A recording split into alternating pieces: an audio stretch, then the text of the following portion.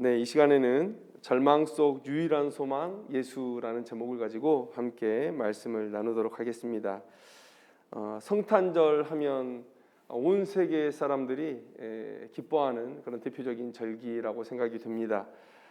그런데 한편으로 생각해 보면 참 슬픈 날이다 이런 생각도 해보게 됩니다. 여러분, 세상에는 그 많은 절기들이 있죠. 발렌타인데이, 이걸 절기라고 얘기할 수 있을지는 모르겠지만 그냥 사람들이 기념하는 날이니까 말씀드리면, 발렌타인데이, 화이트데이, 짜장면 먹는 블랙데이, 빼빼로데이, 이런 날들이 있어요. 그런데 이런 날들과 예수 믿지 않는 사람들이 기념하는 이 성탄절과 무슨 차이가 있을까라는 생각을 해봅니다. 그래서 곰곰이 생각해 봤습니다. 왜 사람들이 이렇게 기존에 있는 많은 국경일이나 이런 절기들을 제외하고 많은 날들을 이렇게 개인적인 절기로 그렇게 삼아서 지키고 있을까? 저는 이렇게 생각을 해요. 이 참 덧없는 세월이지 않습니까? 그냥 하루하루 흘러가 버리면 아무 의미 없는 시간들인데, 그래서 그렇게라도 절기를 만들어서 자기 삶에 의미를 좀 담아보고 싶은 사람들의 몸부림이 아니냐라는 그런 생각을 해봅니다. 좀 그 하루를 의미 있게 보내보고자 하는 그런 날들이 아닐까. 그런데 성탄절은 이렇게 보내면 안 되거든요. 성탄절은 이렇게 보내면 안 되는데, 그래서 성탄절을 우리가 지내면서 참 슬픈 두 가지 이유가 뭐냐면, 살았으나 죽은 자들이 이 성탄절에 정말 당신들 바로 옆에 이 생수가 있습니다, 여러분들을 살리실 생수가 있습니다 라는 이 메시지를 듣지 못하는 그런 사람들이 있기 때문에 오히려 이 날이 우리에게 더 슬픈 날이 아니냐. 또 한편으로는 이 성탄의 절기가 예수를 영접하지 않은 많은 사람들에게 하나님의 심판대 앞에서 심판의 근거가 될 것이기 때문에 많이 가슴이 아픕니다. 참 슬픈 날이라고 생각이 돼요. 그렇게 종소리를 울리고 캐롤을 들려주고 많은 사람들이 너에게 복음을 전했지 않느냐, 그날이 성탄절이었지 않느냐, 그런데도 너는 이 복음의 메시지에 귀를 닫았다. 이것이 하나님의 심판의 메시지로 그 사람들에게 들려질 것이기 때문에 참 이 성탄절을 지내는 이 시간이 참 기쁘지만은 않고 우리에게도 슬픈 날이요, 또 믿지 않는 자들에게도 참 슬픈 날이 된다는 생각이 듭니다. 그래서 이 성탄절을 이렇게 예수님 없이 보내는 많은 사람들, 그리고 자기들끼리 기뻐하는 많은 사람들을 볼 때 참 우리가 구원에 있어서 무능한 존재들이구나 라는 생각들을 다시 한번 하게 됩니다. 그래서 이 무능 때문에 우리를 구원하시기 위해서 예수님께서 이 땅에 오셨다는 것이죠. 하나님은 모든 피조물을 만드신 이후에 보시기에 좋았더라 라는 말씀들을 하셨어요. 그리고 여섯째 날에 우리 인간들을 만드신 이후에도 보시기에 좋았더라 라는 말씀을 하셨습니다. 그런데 저는 다른 피조물들을 보셨을 때의 그런 하나님의 감정과 그리고 인간을 창조했을 때의 하나님이 느끼셨던 감정은 분명 다른 것이라고 생각이 됩니다. 여섯째 날 마지막에 창조한 인간의 창조는 곧 창조의 완성이었습니다. 그리고 이제 하나님의 이 창조의 목적이 본 궤도에 올라선 거예요. 인간을 통해서 하나님께서 이루고자 하는 일들이 있으셨거든요. 이제 인간의 창조를 통해서 이제 하나님의 영광이 드러나는 그 하나님의 역사에 이제 첫 발을 내딛게 된 것이죠. 그래서 창세기 1장 28절을 보면 우리가 문화 명령이라고 하는데 이런 명령이 있습니다. 하나님이 그들에게 복을 주시며 하나님이 그들에게 이르시되 생육하고 번성하여 땅에 충만하라, 땅을 정복하라, 바다의 물고기와 하늘의 새와 땅에 움직이는 모든 생물을 다스리라 하시니라. 그러니까 다른 모든 피조물들은 하나님의 영광을 드러내기 위한 인간의 그런 이렇게 말하면 좀 그렇지만 도구, 하나님의 영광을 나타내는 도구처럼 그렇게 쓰이고 있다는 것이죠. 하나님께서 주시는 이 모든 피조 세계를 통해서 인간이 주도적으로 하나님의 영광을 드러내는, 그래서 하나님께서 인간을 창조하신 이후에 보시기에 좋았다라고 하시는 그 말씀의 의미는 다른 여느 피조물보다 더 깊고 더 큰 것이었다라고 말씀드릴 수 있을 것 같아요. 하나님은 인간들을 특별히 사랑하셨습니다. 더 큰 의미를 두셨습니다. 그래서 더 큰 사명을 맡기셨습니다. 하나님께서 이끌어 가시는 그 역사의 주인공이 바로 인간들이었습니다. 그래서 하나님과 그 인간의 그 아름다운 동행, 그 아름다운 관계를 사탄이 시샘한 거죠. 사탄이 시샘했습니다. 그래서 인간을 유혹하기 시작합니다. 하나님처럼 될 수 있다. 그래서 인간은 그 말을 듣고 하나님을 향한 순종을 포기하고 선악을 알게 하는 나무의 열매를 먹습니다. 하나님께서 유일하게 금지하신 그 일을 행하게 되는 것이죠. 3장 7절의 말씀을 보면 이런 말씀이 기록되어 있습니다. 이에 그들의 눈이 밝아졌다. 매우 긍정적인 표현이죠. 그런데 우리가 이 표현을 긍정적으로 읽지 않습니다. 문맥상으로도 그렇고. 여러분, 그들의 눈이 밝아졌다는 얘기는 악을 알아버렸다는 것이죠. 악을 알아버렸어요. 근데 여러분, 선과 악이 있을 때 선을 선택할 수 있는 능력이 있는 자라면 악을 아는 것이 오히려 득이 됩니다. 왜냐하면 내가 선과 악이 있을 때 악을 포기하고 선을 택했다고 한다면 그로 인해서 하나님의 영광이 훨씬 더 잘 드러날 것이기 때문에 그렇습니다. 그런데 문제는 아직 인간에게는 그런 능력이 없었다는 것이죠. 하나님과 더 많이 동행하고 하나님과 더 많이 대화하고 그래서 더 많이 배우고 경험하고 그래서 하나님의 통치가 정말 나를 만족하게 하는구나 라는 사실을 더 깊이 알아야 돼요. 그런데 아직은 그렇지 못합니다. 인간이 선과 악이 있을 때 이 선을 택할 수 있는 능력이 없었어요. 그것은 그 이후에 가인에게 어떠한 삶의 모습이 나타났는지 그것을 우리가 보면 알 수 있는 것이죠. 여러분, 이런 예가 여러분들의 이해를 도울 수 있을지 모르겠습니다. 여러분, 아이들에게 유해 매체의 접촉을 우리가 많이 차단을 하죠. 나중에 성인이 되면 그들이 접촉할 수 있을 수 있어요. 그런데 우리가 어린 나이의 아이들은 그것들을 차단해 줍니다. 왜요? 아직은 그들이 그것들을 분별할 수 있고 제대로 선택할 수 있는 능력이 되지 않기 때문에. 이 성인이 되었다는 것은 어떤 유해한 것들이 내게 왔을 때 그것을 책임 있게 처리할 수 있다. 그런 나이가 되었다는 것을 우리가 성인이 되었다고 얘기해요. 그러기 전까지는 이 아이들을 보호해야 되는 것이죠. 그러니까 창조되고 나서 하나님과 동행하면서 하나님의 역사가 이제 막 기치를 올리고 나아가고 있을 때 하나님께서는 그 인간들을 보호하기를 원하셨다는 거예요. 근데 인간들이 사탄의 꾀임에 빠져서 불순종해서 악을 먼저 알아버렸어요. 그리고 나서 이들이 이제 뭘 선택하기 시작합니까? 아담과 하와에게, 가인과 아벨에게, 그 이후 인류에게 나타난 선택의 결과는 뭡니까? 다 악한 쪽을 선택하는 거예요. 악한 쪽을 선택하는 거예요. 그래서 하나님은 그들을 에덴에서 내쫓을 수밖에 없었던 것이죠. 에덴에서 쫓겨났다는 것은 곧 무엇을 의미합니까? 하나님과의 관계가 이제 깨어졌다는 것을 의미하는 것이죠. 여러분, 사람들이 생각할 때 인간이 죄를 지어서 받게 되는 진짜 징계가 뭐냐라고 얘기할 때 대부분 이렇게 얘기합니다. 에덴에서 떠나게 된 것, 또 그가 누리던 것을 내려놓아야 했던 것, 그리고 노동을 해야 했던 것, 삶이 이렇게 고난이 되었다는 것이죠. 이것이 인간이 받은 저주의 실체라고 생각을 합니다. 그런데 노동은 죄이기 전에도 이미 계속 해왔던 거예요. 하나님은 우리를 그냥 편히 노는 존재로 창조하신 것이 아니라 노동을 통해서 하나님의 영광을 드러내는 존재로 만드셨습니다. 그래서 아담도 에덴 동산에서 일했어요. 그런데 타락 이후에도 여러분, 노동은 여전히 축복입니다. 여전히 축복이에요. 하나님께서 사랑하시는 인간들에게 주신 징계입니다. 그냥 너 죽어라라고 주신 징계가 아니란 말이에요.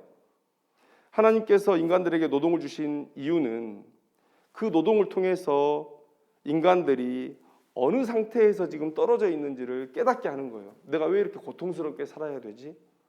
그래서 노동은 저주이기도 하지만 그러나 오히려 축복적인 면도 있다라는 말씀을 드리고 싶습니다. 진짜 저주는 뭐냐면 아까 말씀드린 것처럼 에덴 동산에서 쫓겨나면서 하나님과의 관계가 예전과 같지 않아졌다는 거예요. 하나님께서 인간에게 찾아오셔서 자신을 계시해 주시긴 하셨지만 분명한 것은 에덴 동산에서 아담과 하와와 함께 동행했던 그런 친밀한 관계에 하나님과의 관계가 깨어져 버렸다는 것이죠. 두 가지로 분류해서 말씀드리고 싶어요. 죄는 하나님과의 관계를 파괴했어요.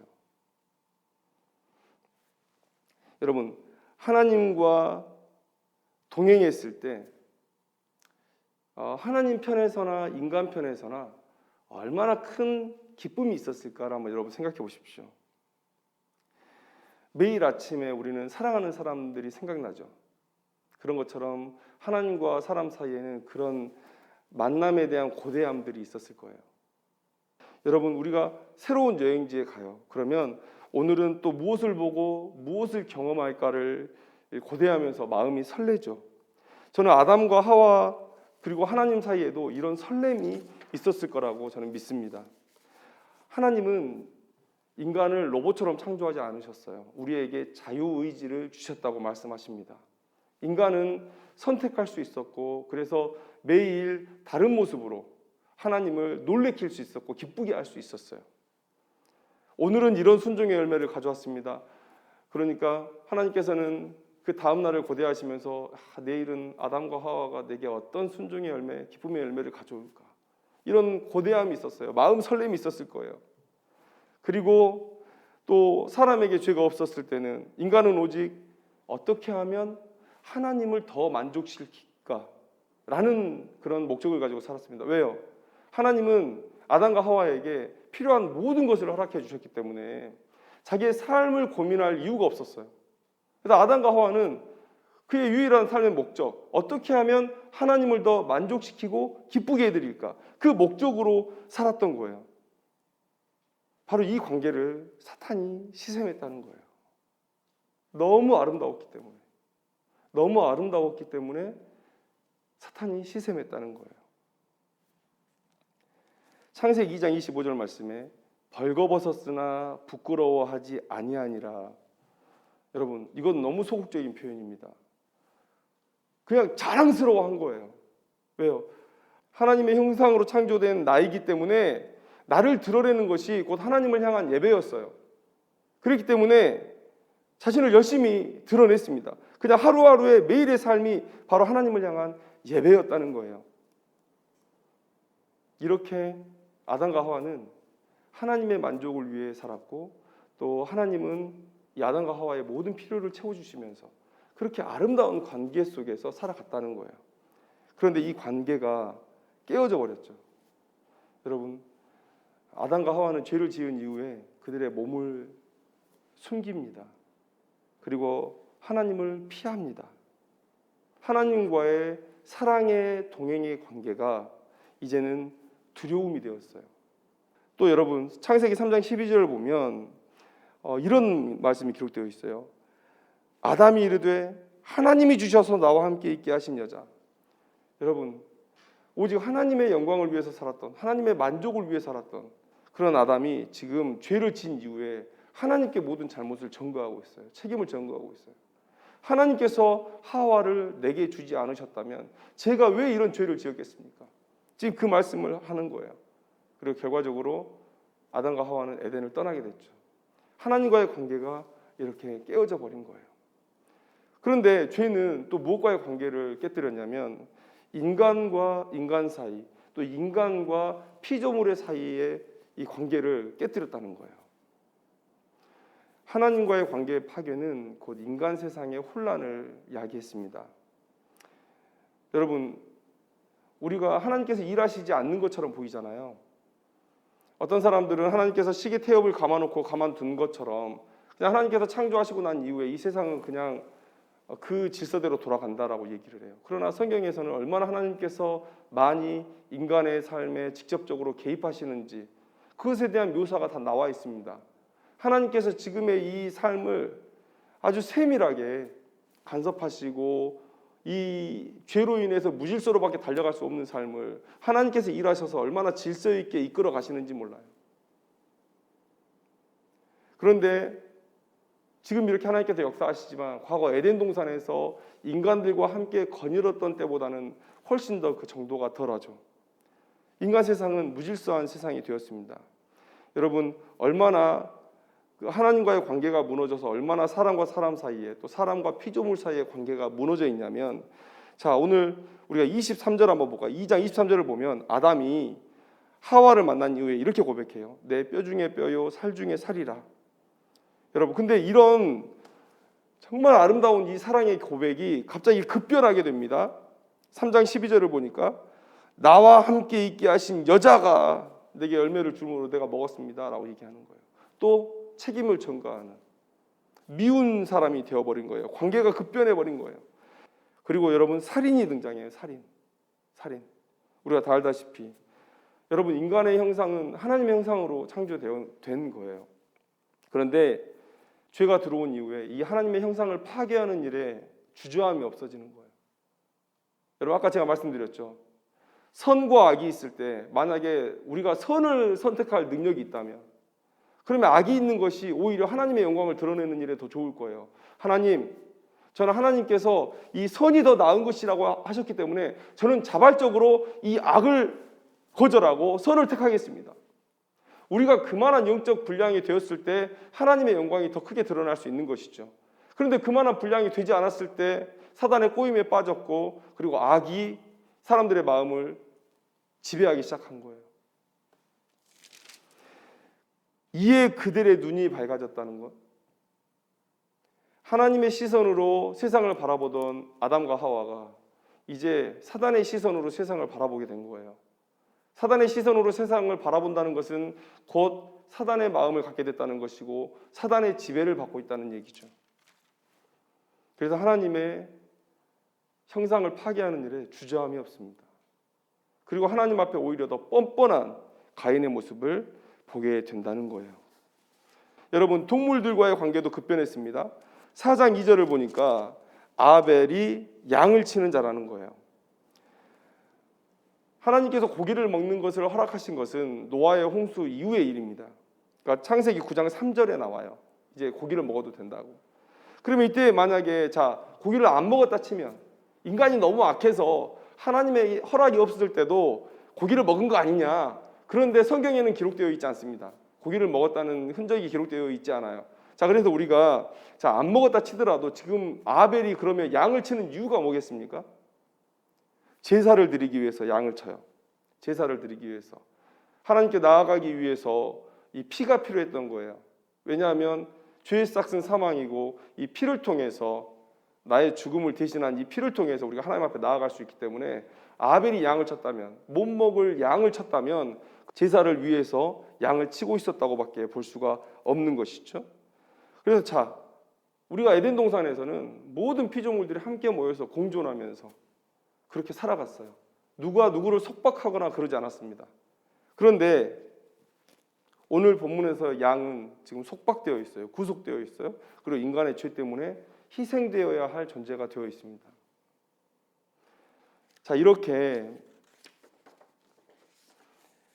이렇게 죄로 인해서 하나님과 인간 사이, 또 인간과 피조물의 사이가 여러분 이렇게 파괴되었다는 거예요. 여러분, 우리가 창조 시에 우리가 누렸던 복이 얼마나 큰 것이었습니까? 우리가 하나님과의 관계가 깨어져서 지금 다 잃어버리고 살고 있지만 창조 때에 가졌던 우리들의 복이 얼마나 큰 것이었냐. 여러분 한번 생각해 보세요. 우리가 창세기에 나오는 죄 이전의 모습은 그렇게 많이 묘사가 되어 있지 않습니다. 분량으로도 매우 적습니다. 그런데 한 가지 확실한 건 뭐냐면 아담이 하나님 저 이거 부족하니까 이것 좀 주세요라고 말한 부분이 한 부분도 없어요. 하나님이 창조한 세상 속에 살면서 하나님 이게 좀 준비가 안 된 것 같습니다. 이거 좀 채워주세요 라고 말한 부분이 한 부분도 없다는 거예요. 그럼 달리 말하면 뭡니까? 아담과 하와는 하나님이 만든 세상 속에 어떠한 부족함도 없이 만족함 속에서 살아가고 있었다는 거예요. 혹자는 이렇게 얘기할지도 모르겠어요. 아내가 없었잖아요. 아담에게 아내가 없었잖아요. 여러분, 그런데 아담에게 아내가 없었다고 아담이 얘기한 게 아니에요. 하나님 저에게 아내가 없는데요. 하나님께서 혼자 사는 것이 좋지 않다고 말씀하셨어요. 여러분, 그런데 이것은 하나님의 구원의 계획 안에 이미 있었던 일입니다. 하나님께서 이미 아까 문화 명령이라고 제가 소개해 드렸잖아요. 아담의 후손들은 이 땅을 정복해야 될 사람들입니다. 이 땅을 다스려야 될 사람들입니다. 아담 혼자는 당연히 안 되는 것이죠. 그 명령을 주셨을 때 이미 하나님 안에 이 하와까지 계획이 돼 있었던 거예요. 하나님께서 그런 표현을 지금 하신 것입니다. 그래서 아담이 어떤 결핍을 느끼고 하나님께 아내를 요구한 게 아니에요. 하나님께서 구원의 계획 속에서 완벽하게 우리들의 모든 필요를 채워주셨다는 거예요. 죄가 없던 때에 인간은 하나님으로 인해 완전한 만족 안에 거하고 있었다라는 것이죠. 또 하나님께서 아내를 만들어줘요. 아담이 뭐라고 고백하죠? 내 뼈 중에 뼈요 살 중에 살이라. 이 표현은 더 나은 것이 있을 수 없다는 그런 만족의 표현이에요. 하나님께서 내게 채워주신 모든 것이 이렇게 최고의 만족이었다고 지금 아담이 고백하고 있는 것입니다. 요약하자면 인간의 이 고통의 삶, 이 삶의 원인은 죄로 인해 하나님과 우리 사이에 연결이 끊어졌기 때문이다. 그렇다면 당연히 이 축복되고 영광된 삶의 회복은 뭘로부터 시작해야 됩니까? 하나님과의 관계의 회복으로부터 시작돼야 된다는 거예요. 하나님의 관계가 끊어져서 모든 게 다 무질서요 혼란이 되었다면 하나님과 관계가 회복되면 다시 모든 무질서와 혼란이 질서 속으로 들어오게 된다는 것입니다. 하나님께서 우리를 너무도 사랑하셔가지고 하나님을 떠난 인간을 하나님께서 그대로 두시지 않습니다. 그 회복의 역사가 인간의 타락 이후에 바로 시작이 돼요. 여러분 4장 3절을 보시면 세월이 지난 후에 가인은 땅의 소산으로 제물을 삼아 여호와께 드렸고 또 아벨은 자기도 양의 첫 새끼와 그 기름으로 드렸더니 이렇게 기록하고 있습니다. 이미 제사를 드리고 있어요. 그것은 무엇입니까? 하나님께서 에덴을 떠난 인간들과 자신이 만날 길을 이미 열어두고 계신다는 것을 우리에게 보여주는 것입니다. 그리고 우리가 원시복음이라고 얘기하는데 창세기 3장 15절 말씀에 내가 너로 여자와 원수가 되게 하고 내 후손도 여자의 후손과 원수가 되게 하리니 여자의 후손은 내 머리를 상하게 할 것이요 너는 그의 발꿈치를 상하게 할 것이니라. 이 여인의 후손은 마태복음 1장을 보시면 명백하게 예수 그리스도를 얘기하고 있어요. 그러니까 인간이 죄를 짓고 타락한 그 순간에 하나님께서 징계의 말씀을 내리시는 그때에 이미 복음이 선포되고 있었다는 거예요. 하나님께서 인간들을 너무 사랑하셔서 하나님과의 관계가 떨어져 있는 상태로 두고 싶지 않으셨던 거예요. 그리고 아까 말씀드렸듯이 인간은 또 이 피조세계는 하나님의 돌봄이 없으면 절대 제대로 서 있을 수 없습니다. 하나님께서 그걸 너무나 잘 알고 계시기 때문에 인간을 붙들어주기 위해서 타락하자마자 바로 그 순간에 징계를 선포하시면서 복음을 얘기하고 계신다는 거예요. 그리고 나중에 모세를 통해서 이제 온전한 언약을 주십니다. 그 언약으로 인해서 인간은 구약시대에 한시적으로나마 제한적으로나마 하나님과 교제할 수 있는 길이 열렸어요. 에덴을 대신해서 인간이 하나님과 만나는 지성소, 또 내 죄값으로 드려져야 할 나의 피를 대신하는 그런 제물들, 그리고 죄인인 나를 중보하는 하나님께서 정하신 대제사장, 하나님은 이렇게 교제의 길을 또 동행의 길을 준비하셨다는 거예요. 그러면 여러분 정상적인 신앙인이라면 이런 구약의 모형들을 바라보면서 실체를 향해서 우리가 눈을 돌려야 되지 않겠습니까? 솔로몬의 성전의 영광을 봤던 자들은 나중에 포로로에서 돌아와서 수룹바벨의 성전을 보고 눈물을 흘렸다 그래요. 왜냐하면 수룹바벨 성전도 물론 하나님이 거하시는 성전이지만 그 성전의 초라함이 자신의 처지를 너무 잘 드러내주고 있기 때문에 눈물을 흘렸다는 거예요. 여러분 이런 한시적이지만 매우 제한적인 하나님과의 교제는 당연히 우리의 눈을 어디로 돌리게 합니까? 에덴으로 돌리게 하는 거예요. 에덴으로. 우리가 나중에 하나님과 만나서 누리게 될 영광은 에덴에 비하면 너무나 크고 영광스러워서 비교 자체가 불가능하지만 그러나 지금 우리가 겪고 있는 이 삶의 현장에서 에덴을 바라볼 때는 충분히 우리에게 위로가 되고 또 그 안에 하나님과 인간 사이에 아름다운 교제의 흔적들이 남아있기 때문에 지금의 이 제한적인 성전에서의 교제, 이런 것들을 구약의 사람들이 바라볼 때 이 에덴에서의 하나님과의 교제를 바라보면서 더 영광스러운 미래에 그들의 시선이 꽂혀야 되는 것이죠. 그 언약이 누구를 가리킵니까? 바로 예수 그리스도를 가리키잖아요. 중보자로 선 대제사장, 바로 예수 그리스도를 가리킵니다. 속죄의 제물인 어린 양, 바로 예수 그리스도를 가리킵니다. 그리고 예수님께서 이제 우리의 마음의 휘장을 찢으시고 이제 내 마음의 성전을 세우시잖아요. 그게 지성소잖아요. 그래서 성경을 아는 사람들은 예수님을 바라보죠.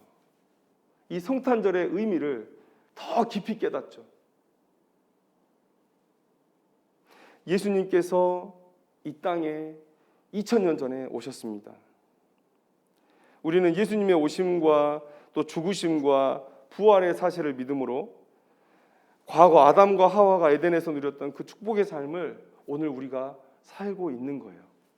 하나님과 우리가 동행하면서 하나님께서 부어주신 그 축복 안에 우리가 거하고 있다는 것입니다. 예수님의 오심으로 인해서 이게 가능해졌어요. 이 절망 속 유일한 소망이 바로 예수 그리스도뿐이다라는 거예요. 성경을 읽으면 읽을수록 더 예수를 생각하게 되고 또 예수를 고대하게 되는 것이죠. 오늘 우리는 인간 세상의 비참함과 그 비참함의 이유에 대해서 들었고 또 생각해 봤습니다. 그리고 그 유일한 해결책이신 예수 그리스도에 대해서 우리가 초점을 잡는 그런 시간을 가졌습니다.